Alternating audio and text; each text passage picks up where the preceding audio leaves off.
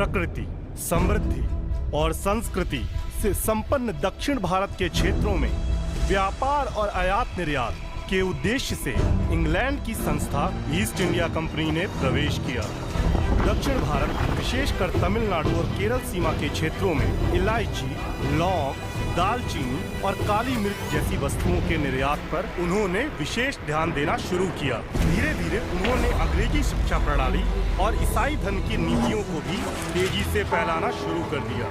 समय बीतने के साथ जब वे दक्षिण भारत के क्षेत्रों पर अपना प्रभाव बढ़ा रहे थे, तब वे धर्म और तांत्रिक तरीकों को भी पूरी तरह फैलाने में लगे हुए थे। 1800 के दशक में जीसस समुदाय से जुड़े फर्नांडिस नामक व्यक्ति और उनके अनुयायी प्रचार करने के उद्देश्य से भारत आए।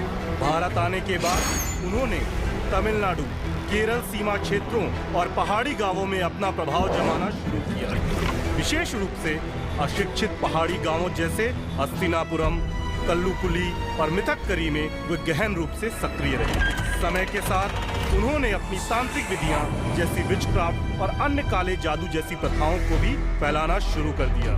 हमारे लोगों ने भी इसे फैलाने का प्रयास करने का निर्णय लिया। इसे देखकर हमारे पादरियों ने इस कार्य की शुरुआत की।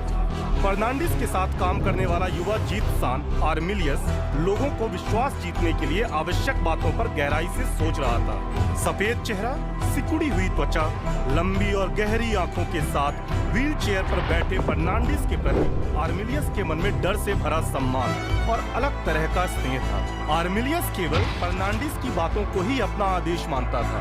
तब फर्नांडिस ने मेलिशस मैग्नस नाम की एक पुस्तक आर्मिलियस को दी।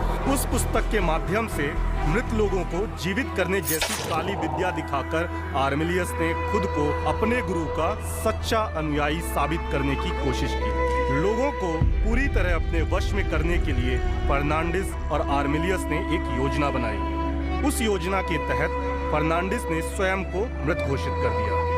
फर्नांडिस के शव को लोगों के सामने रखकर उसे फिर से जीवित करने का अनुष्ठान आर्मिलियस ने किया। उसी समय विक्टोरिया नाम की 13 साल की लड़की ने आर्मिलियस और उसके क्रूर अनुष्ठानों को, मंत्रों और पीड़ा देने वाली विधियों को गहराई से अपने मन में बसा लिया। जब लोगों ने उसकी शक्तियां देखी तो वे आर्मिलियस के रास्ते पर चलने लगे। साल बीतते गए।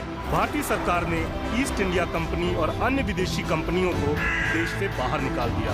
आर्मिलियस भी बाहर निकाल दिया गया, लेकिन उनके फैलाए हुए तांत्रिक तरीके और बुरी परंपराएं आज भी हस्तिनापुरम और कुछ पहाड़ी गांवों में जारी हैं।